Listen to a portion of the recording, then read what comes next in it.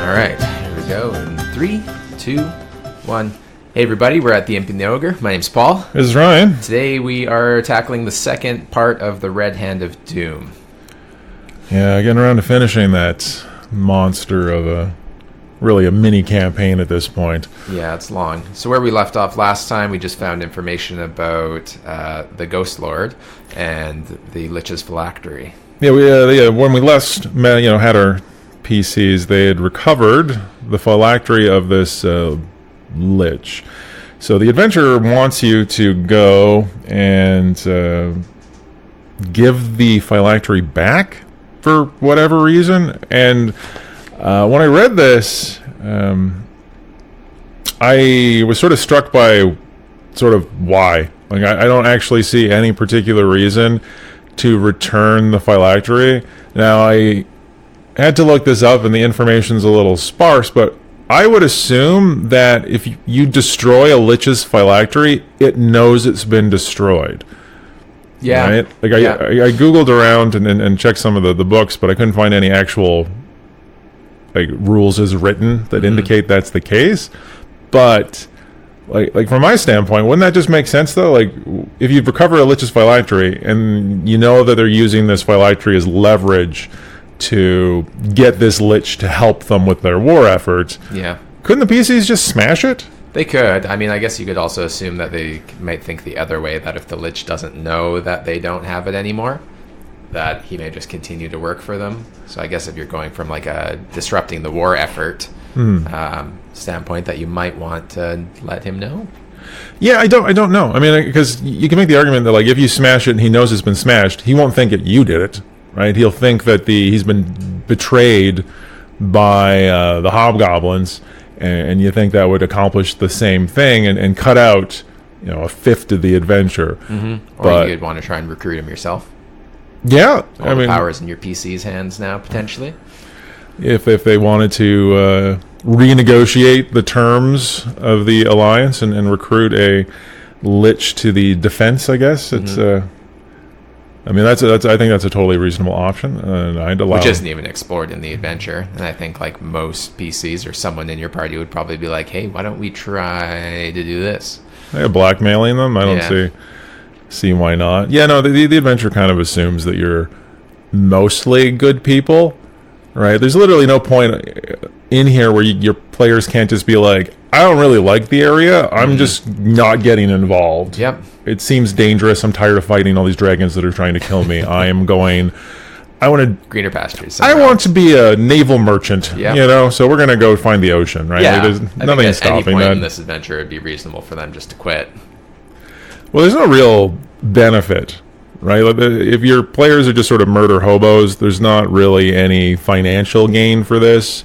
And I think I mentioned this in the first part of it, but like, you really kind of need to have the players tied to the area. The adventure doesn't start till 5th level, so if all their early campaigning is done in the area, one would assume they'd have ties to it. Yeah, right? Or if the people that they were interacting with mattered to them. Again, I think we did talk about this in the first one. So exactly. Anyways, let's just assume that your players don't just decide that, no, I don't want to deal with a Lich, and actually get to the Ghost Lord.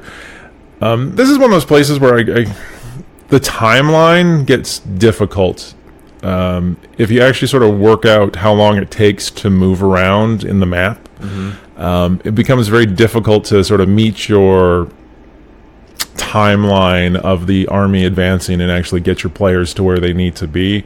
So the adventure, and I can't remember if it was mentioned in the first part of this or whatnot, but the adventure basically has a situation where if you become sort of super awesome best friends with these wood elves, they will loan you the use of their owls, right? And if your players are jerks, they're probably not super best friends with these elves, and that becomes very difficult. If you didn't get horses, that also becomes really difficult.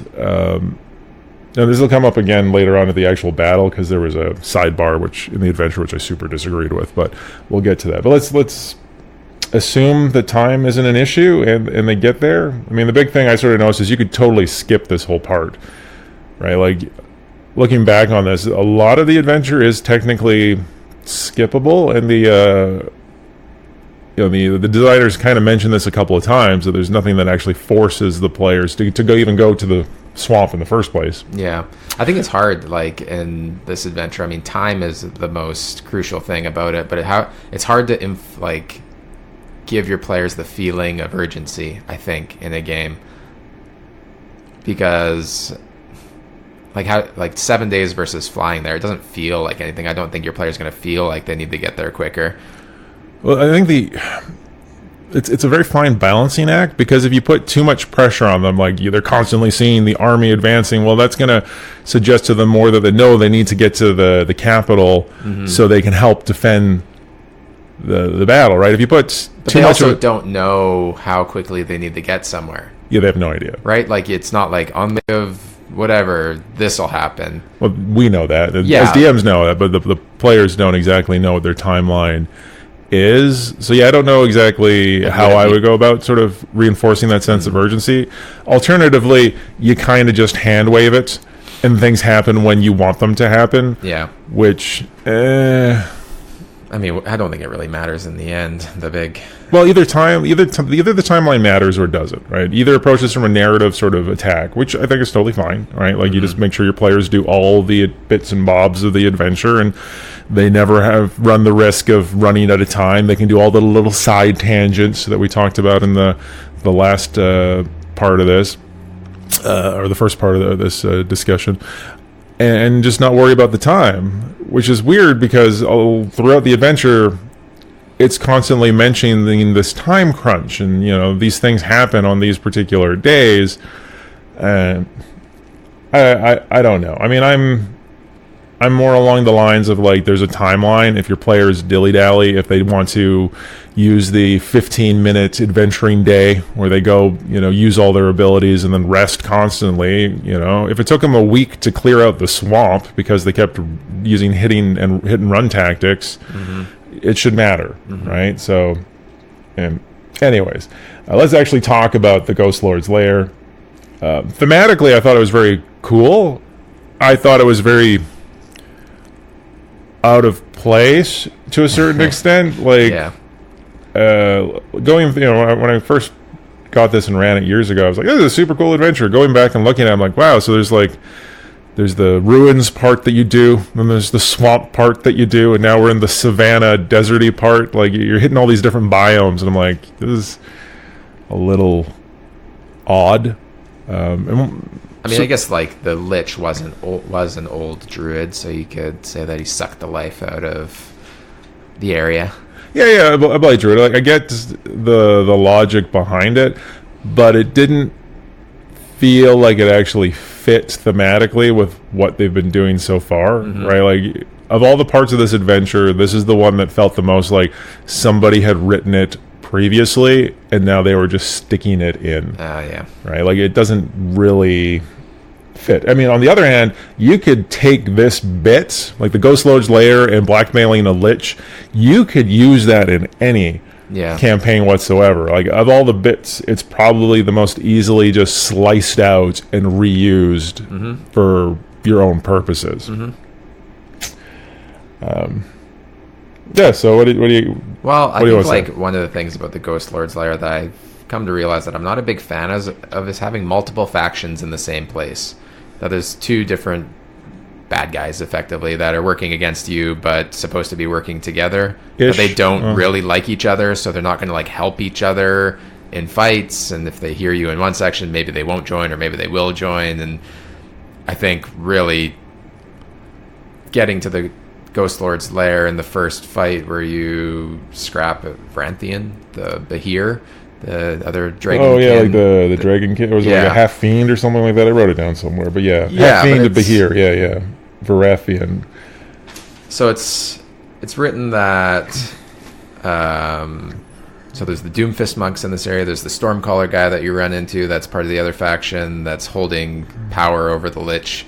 That's hanging out. But it says that they won't join the fight if they hear the fight. They'll just back off and set a trap for you. It doesn't make any sense that if there is people coming and they already know that I guess they don't know that they're phylacteries in our hands. No, but they wouldn't theoretically. No, they wouldn't. Yeah, I guess. But it's like, why wouldn't you just have stop whoever's coming to come here, regardless of whether or not you're working together. Well, it's the hand waving to ensure that your players don't chain pull the entire dungeon, right? Like I remember in Phandelver, in there as well, they're like, oh yeah, don't worry too much about the fights because goblins are so used to hearing fighting in the other room that they never bother to check it out, right? Yeah. It's that type of, let's pack a dungeon full of tons of different monsters, but they generally just ignore any commotion.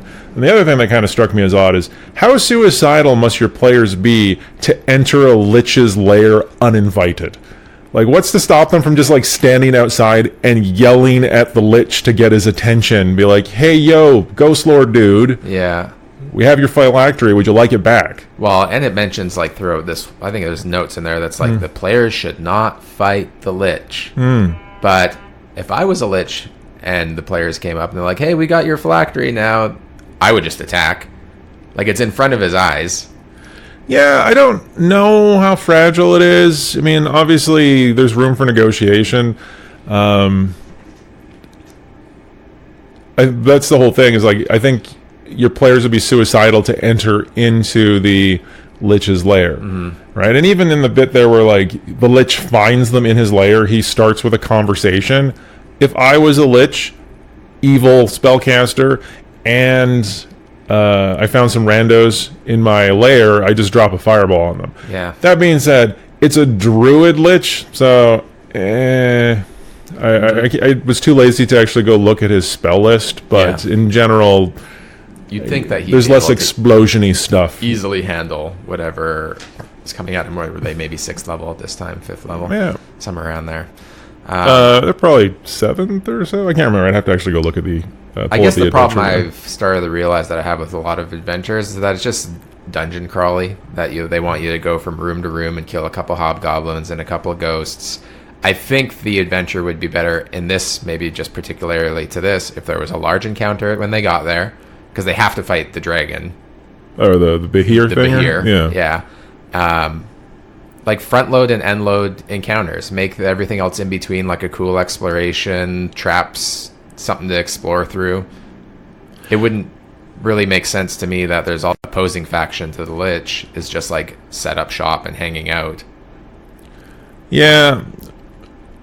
No, I agree with that to a certain extent. Like, it just seems fillery to a certain amount, and it does state that, like, your players could theoretically sneak in to the Ghost Lord's lair, find the Ghost Lord, and renegotiate the terms of the deal with him, and then he helps the PCs fight and clean out the rest of the enemies there. So, I don't know. I mean, it's my least favorite part of the adventure, for sure. And just going through sort of like as written, there's some interesting things, right? There's lots of ghosts, which can be hugely lion ghosts, which are actually kind of cool. I did the ghost lions are cool. I did enjoy that aspect of it. And just random, as it's sort of a thematic thing, I did enjoy as well that there's a garbage disposal. Like a dissection chamber with the ooze. Yeah, the ooze is just all the... That was one of my favorite things, too, and I liked... if you do jump into it, that is just like a massive black ooze that's at the bottom. And the flavor that I liked was that you could find a piece of treasure in the pit of the stomach of a dead adventurer, who you can find out as a rogue, I guess, by however you describe it. But I thought it was like... A DM's note in there was that it was a rogue from an old adventuring party that had swallowed the treasure because he didn't want his rest of his party to find out. And I think that's a neat bit of information that would be funny to like tell your PCs along the way. Yeah, no, for sure. I like the pool of rebirth. I thought was neat. The suspension. The dexterity damage or something like that. Like the one that paralyzes you, right? Yeah. Is that the one? Yeah. Dexterity damage, paralysis, but you can kind of suspend your victims forever. Yeah. It was breathe it as well. Yeah. Thematically interesting. Not something you'd probably ever encounter as a use in the encounter itself. The one thing about that the pool of rebirth room that I thought was kind of interesting was the bone drinkers as a monster in general.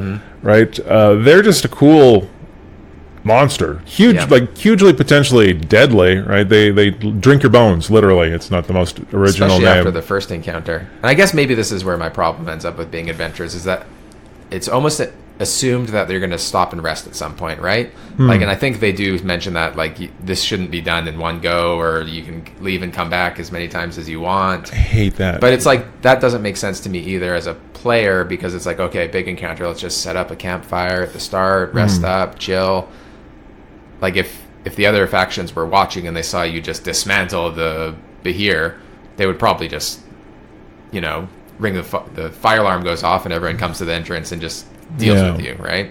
Yeah, no, I agree. And the as written, the actual fight with the Wormlord, what's her name, Stormcaller. Olwe Stormcaller. Yeah. There's a lot of stuff going in there, and as like from the DM side of the table, I was just looking at that adventure as sort of a mess, right? There's multiple spellcasters. There's monks that are doing multiple combat maneuvers, you know, with a lot of different moving parts and using different special weapons to try to tie up the PCs and all of that type of stuff.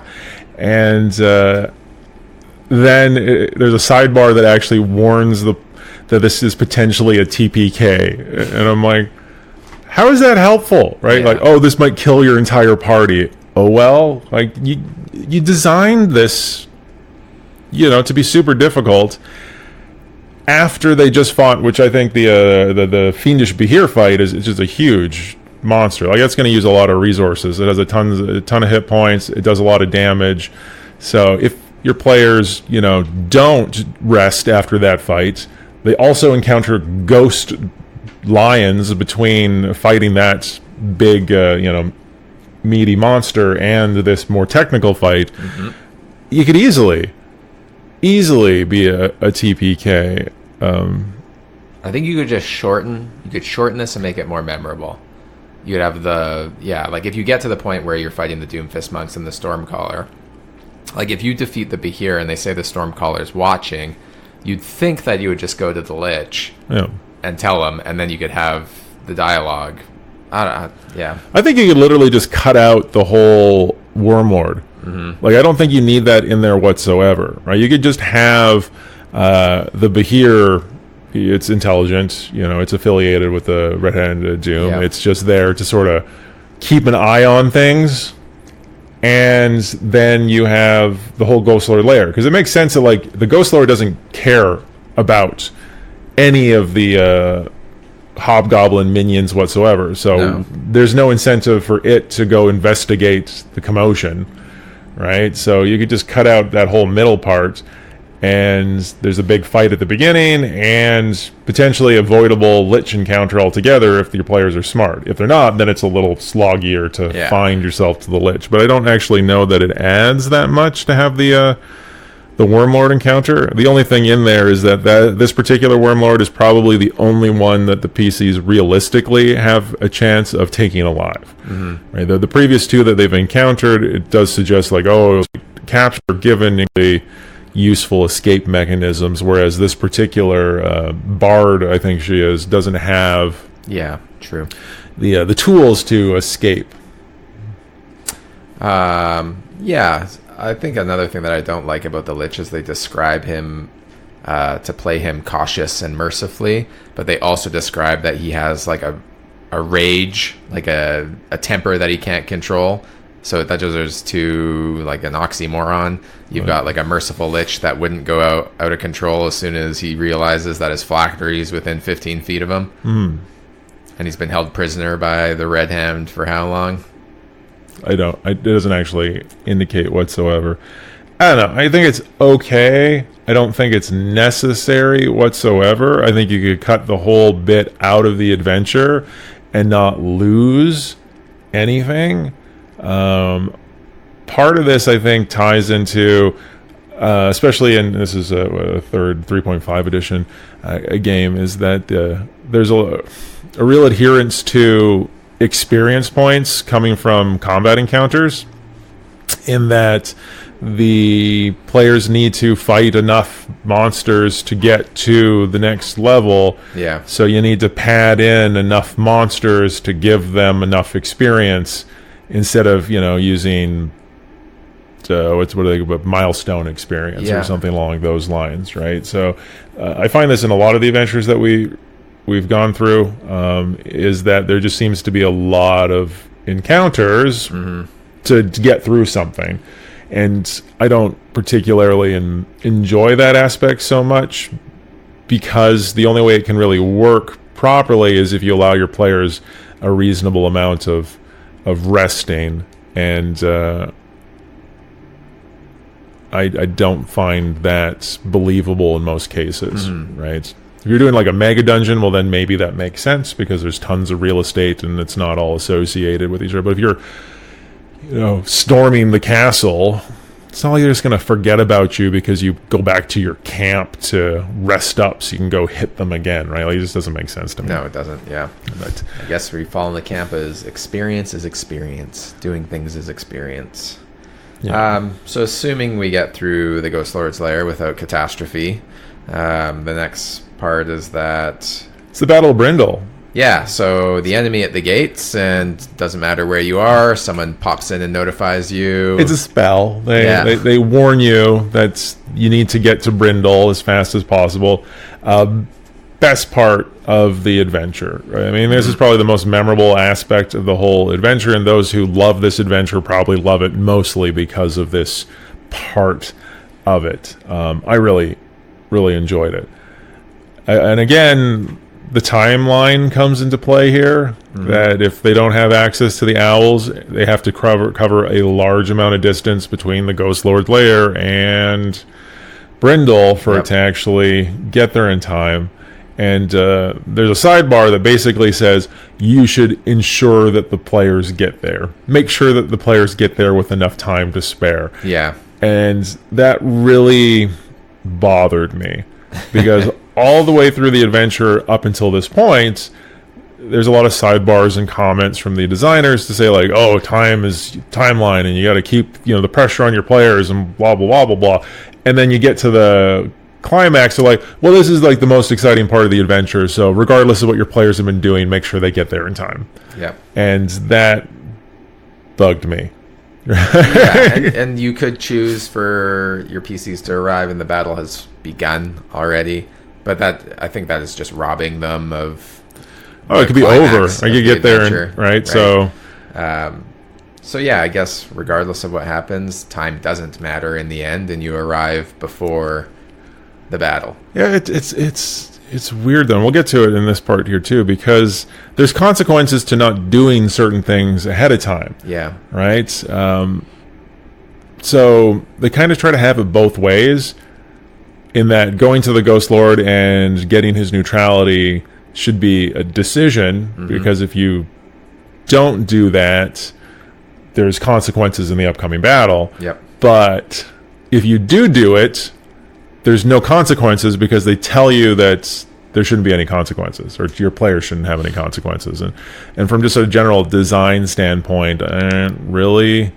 like that. And there's problems with the battle itself that kind of tie into this, that they try to make a really hard adventure, and there's very challenging components to this, but they have all these stipulations in there that like, oh, well, you shouldn't let your players fail it, right? Like it's throughout the whole adventure, failure seems like the most likely course of action.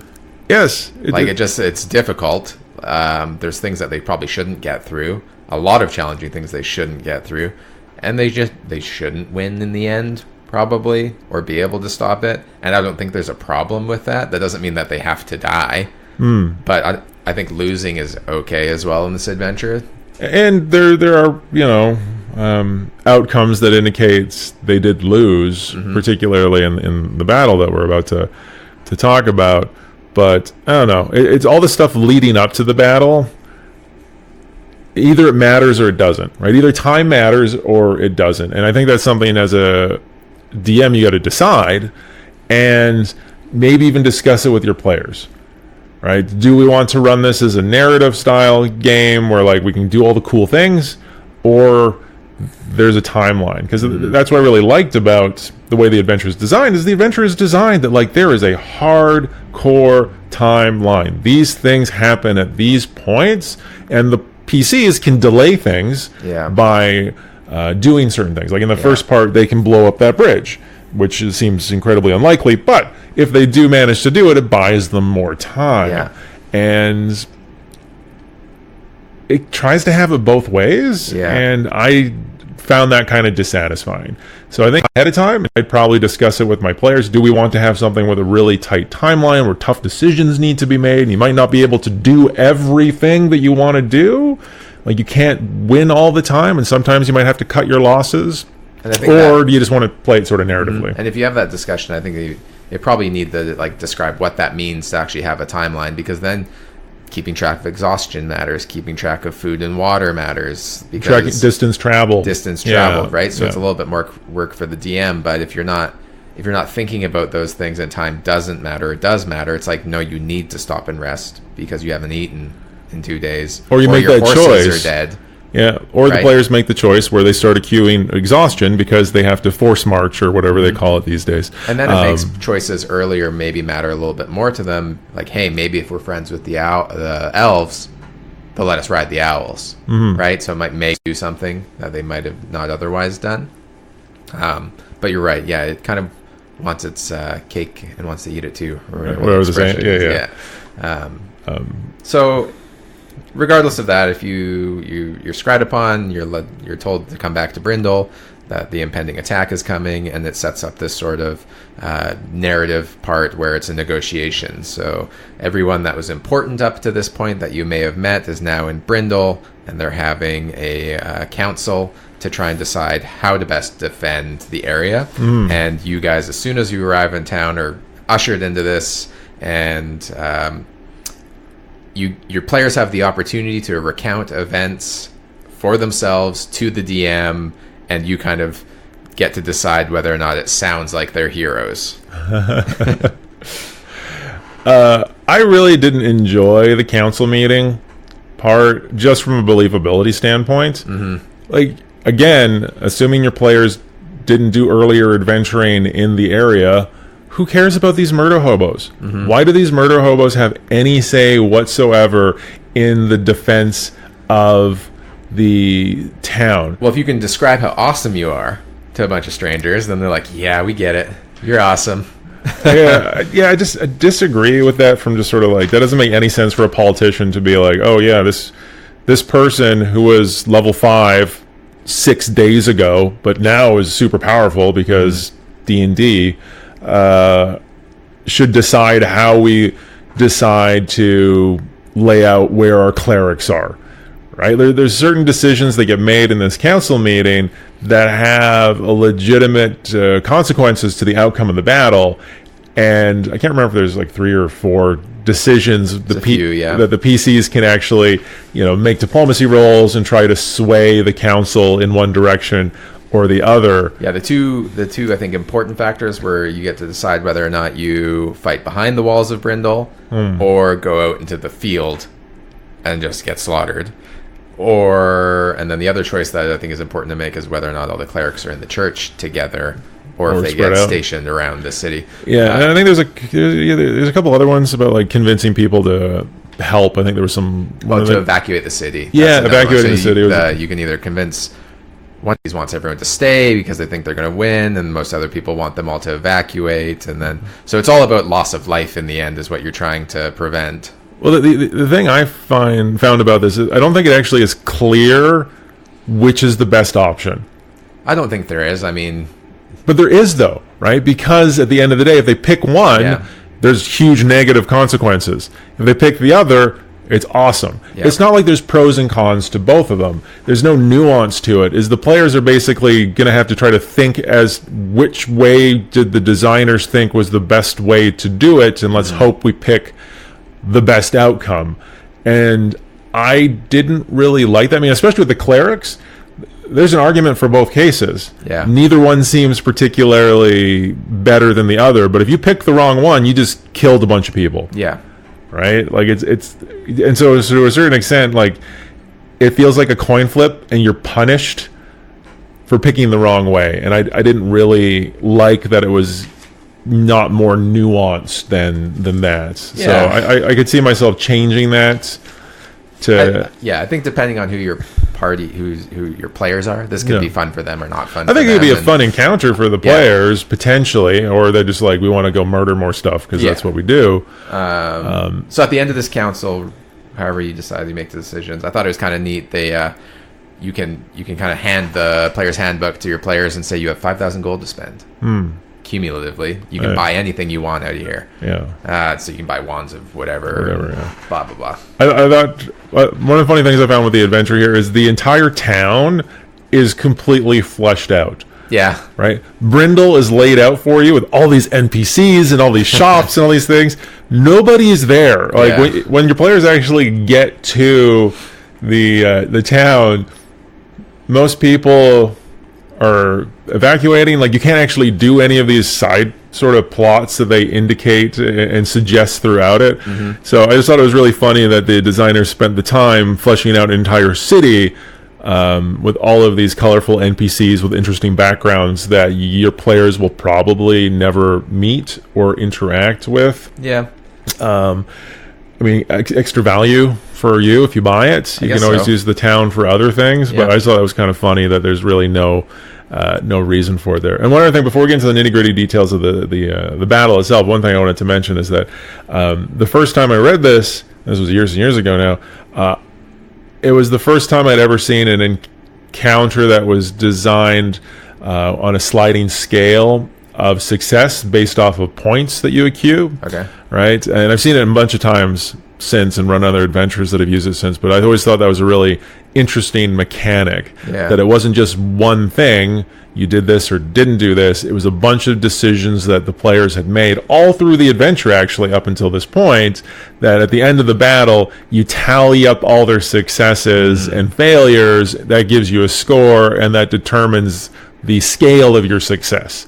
Right? Is it a full success? Is it a partial success? Is it a full defeat kind of thing? And I like that from sort of a design standpoint. I think it's a clever way of having complex inputs, giving you a more. Well, it's nice to know, I think, as a player, that like the things you're doing actually matter, and that there is a point. It is a win-lose or partial win, partial loss. That even if they might not realize it this time around, if you carry on with the same group, maybe that they'll think a little bit more about the decisions they're making, or if they're influencing something else, even though they may or may not. Though that being said, some of the choices on there are for optional encounters that they might not have ever had, because of timelines, or maybe they didn't think it mattered, so they didn't bother. It was like, oh, who cares about that person? We'll just let them go. We got more important things to deal with.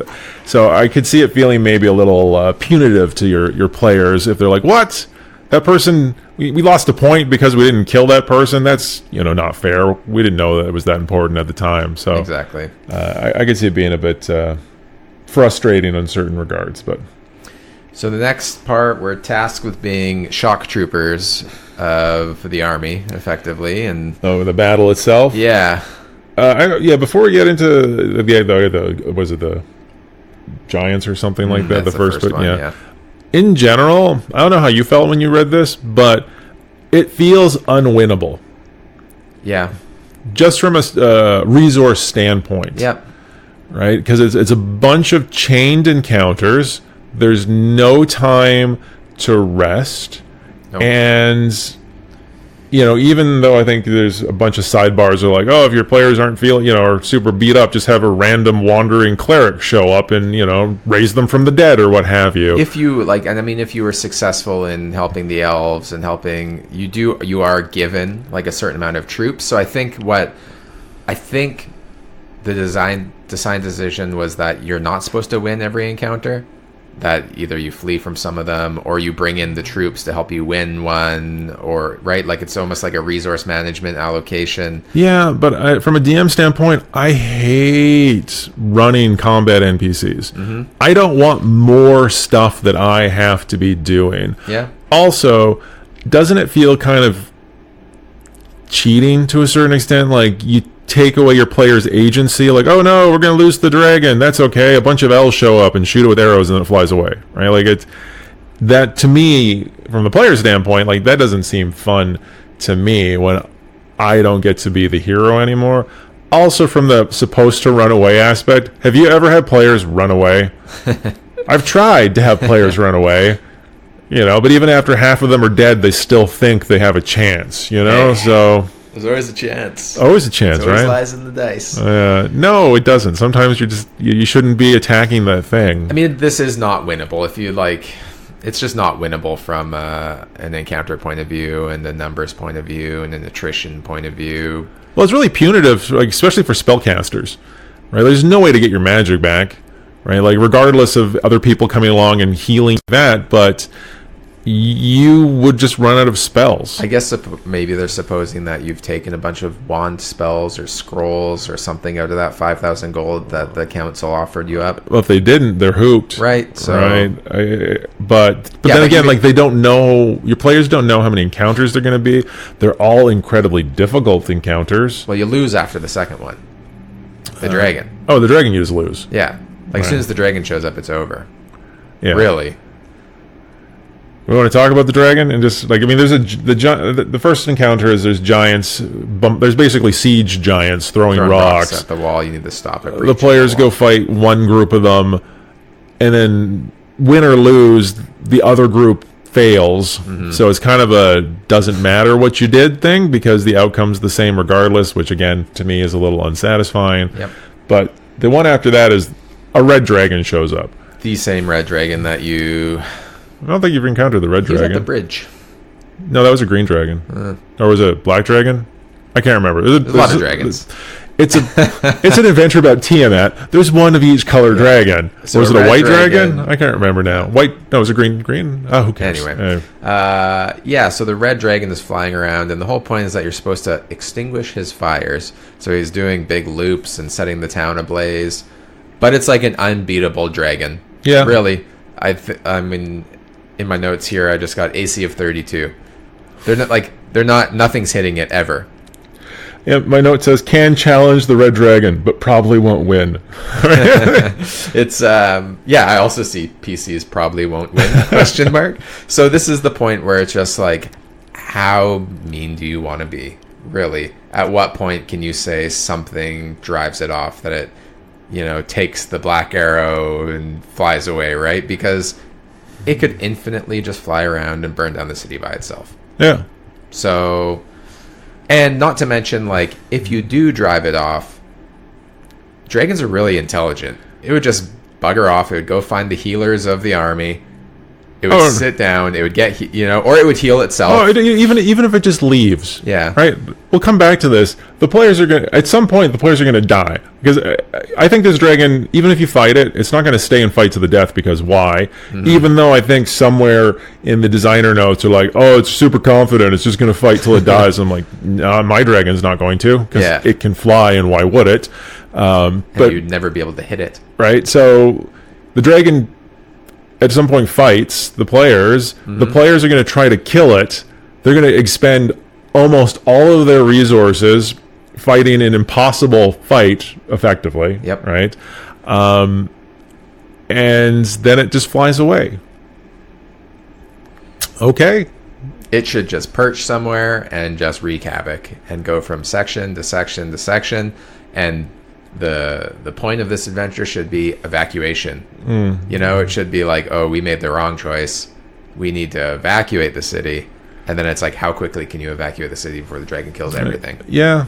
Or, a little rockfinch comes and whispers in Bard's ear and tells him about the missing scale. I think from a making your players feel better standpoint, you might just want to run the encounter until it loses some hit points, and then they drive the dragon off, air quotes, just to feel like they got a win there, even though the entire district's on fire. Yeah. And I think dragons, should be played as an intelligent enemy, and they're not going to fight to the death. Like, why would they? I would imagine all dragons are self-preservation above all else. Yeah. The goal is to get big and get old and accumulate treasure. You can't do that if you're dead. I agree. So if you manage to play the dragon fight and you let your PCs get through it, it's only the second of there's 3 other encounters after this, and the next one is could be even more brutal than some of these other ones, where I guess you're in an alley, so to speak, and you have to fight wave after wave after wave of enemies, which is made even more difficult if you didn't succeed in a previous mission of destroying a bunch of the eggs that they were creating, these hybrid dragon, or dealing with the Ghost Lord. And the Lich could also be there. Yeah, right? yeah. No, that's in the final battle. The Lich could be there. Is it? I can't remember specifically, but yeah, no, it's kind of a cool encounter as a design. It's basically sort of a, I don't know, tower defense style encounter where you lose if a certain number of enemies get past you, like off the map effectively. So you're trying to hold a barricaded position, and was there 3 waves normally, but there can also be basically a wave for each of the 2 side treks. So the swamp encounter, the Ruins of Rest, or the Ghost Lord's Lair.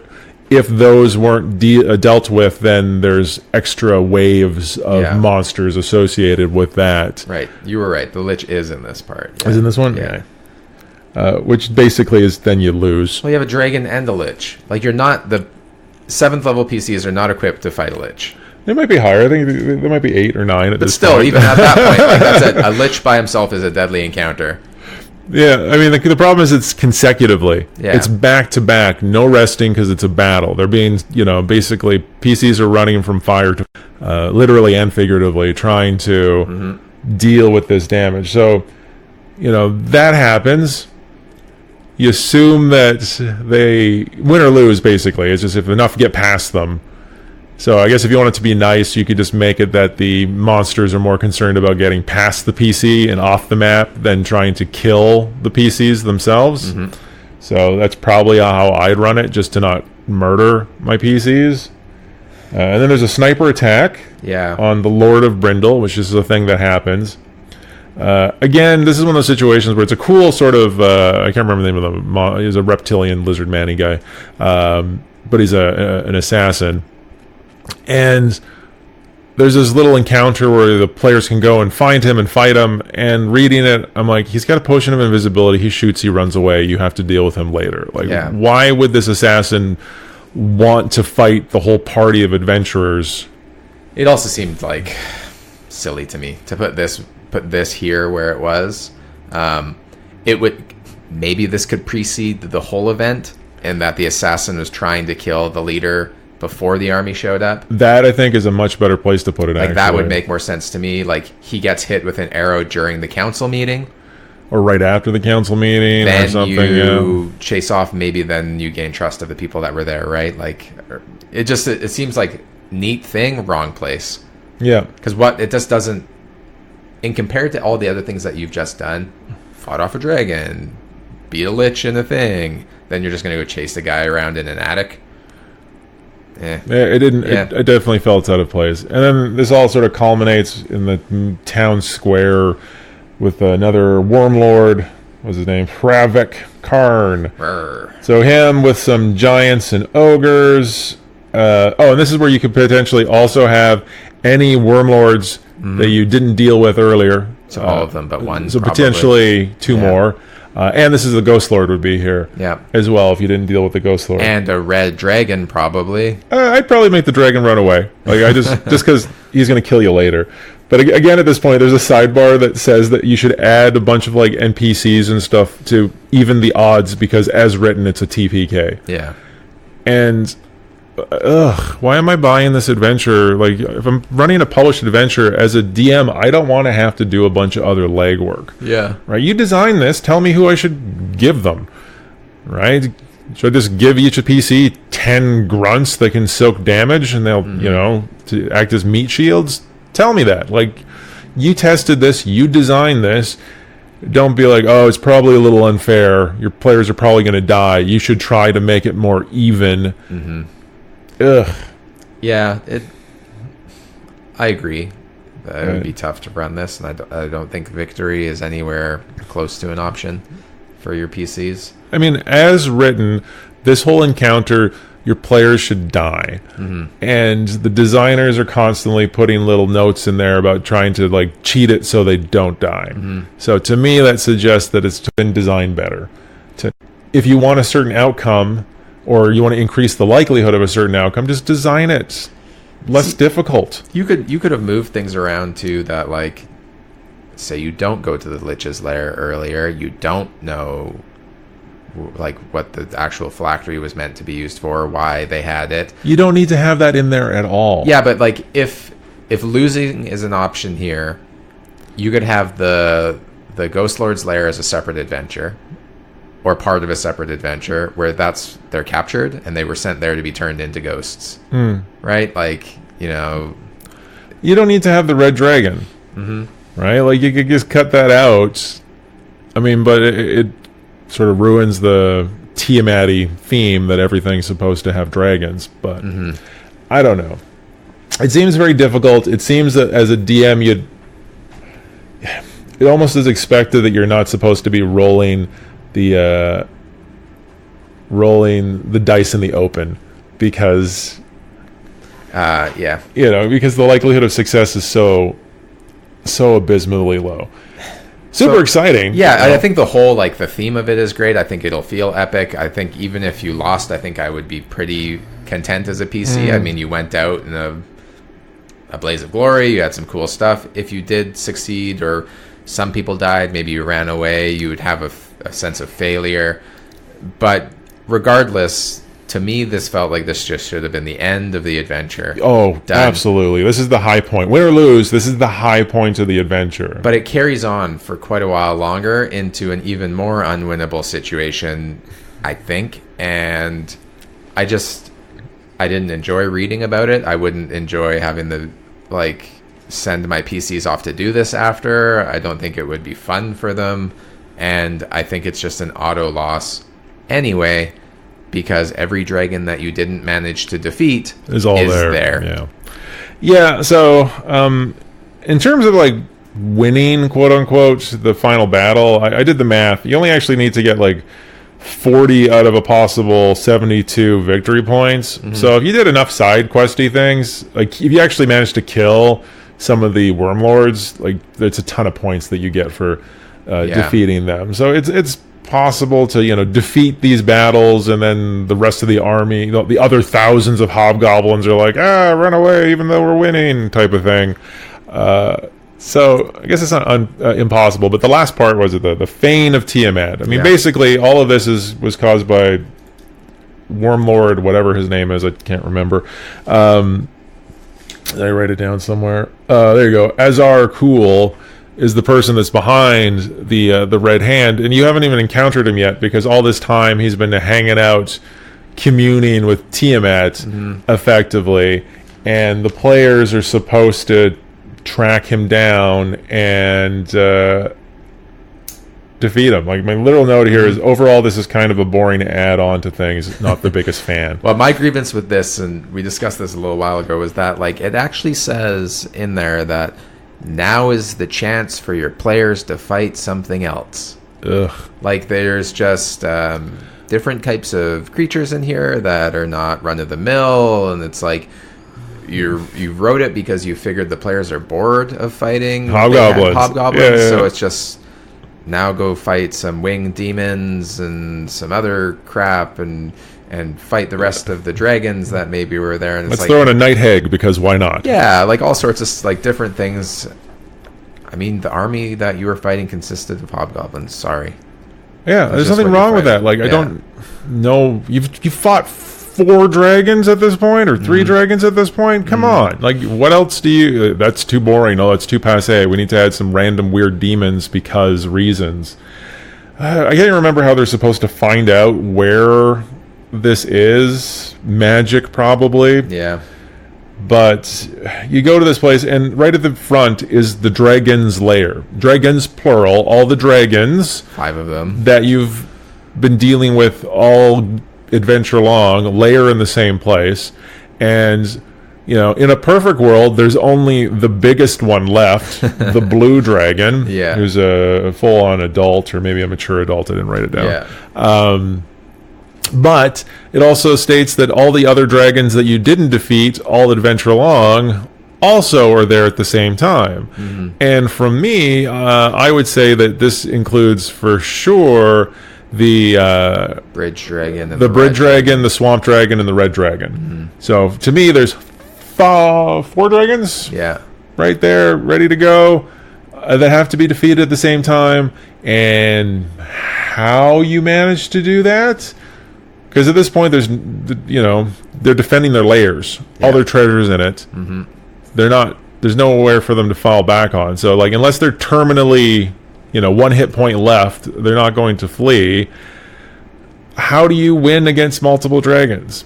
I mean, I'm sure I've said it before that I personally don't think that, like, you can beat a dragon. You can beat a dragon as a party of adventurers without, like, extensive planning. Traps, ballista, giant chains. But walking into a dragon's lair and fighting one of them, that's not going to happen. Yeah, it's just game over at this point. And, I mean, I guess just for the sake of argument, your players manage to beat all the dragons and drive them off. Or sneak in, I guess. There's always stealth. Right? Once again, I don't know if I've ever had an adventuring party that's taken the stealth approach when the... Well, it would be tough. I mean, dragons have, perception plus a bajillion. Yeah, I mean, even in the designer notes, they flat out state that, like, it's expected the players to use hit and run tactics and nobody chases them out of the temple. Yeah, that you go in, have a quick fight, run away, sleep, rest, go back in, sleep. So who knows how many times you've gone in and outside of this place to finally get to the temple of Tiamat, where the priest is summoning Tiamat. My notes say that I don't think this is a fun encounter at all. Like, it literally starts off with the High Wormlord baddie, who's a cleric. He casts Anti-Life Shell and then buffs for 10 rounds. Like, that's the adventure. Mm-hmm. Right? During this time, the PCs could theoretically just shoot him with arrows until he's dead. Yep. But no, the adventure's like, no, he just sits there for 10 rounds, and this is what he does in all those 10 rounds. I'm like, really? Yeah, it's foolish. I mean, and then... It just ends in a lose.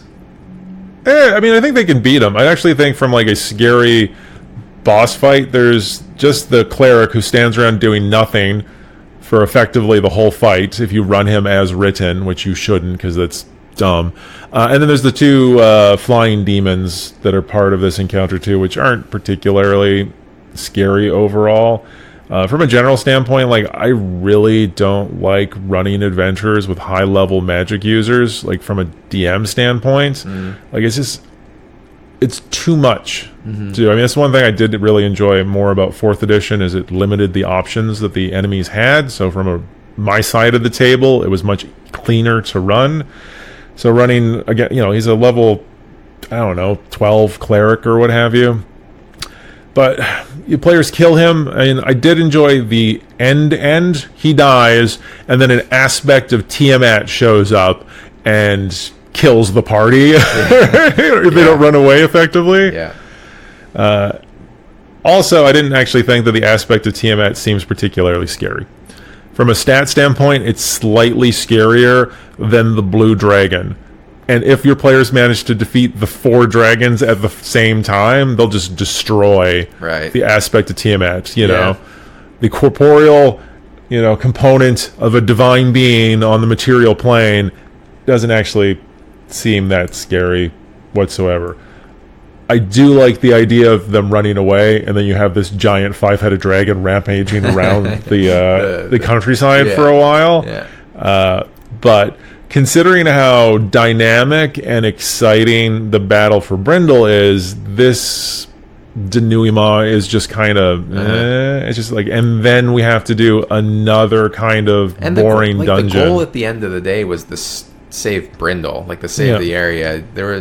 I don't think there is anything that would lead your players to think that they're thwarting a summoning of an aspect of Tiamat. No. Maybe they could piece it together through some kind of knowledge that's what it could be related to, but it's like wasn't the point of this adventure ever. No, but I mean, I guess there's no real timeline between the Battle of Brindle and this. Like, you could literally run it weeks later in game time with no real consequences. Like after the Battle of Brindle, the timeline basically stops. Right? Even though, like, how are we supposed to have any sort of tension about how long it takes to summon the aspect of, or open the portal to Tiamat's plane, I think is what's actually happening there. Yeah. But,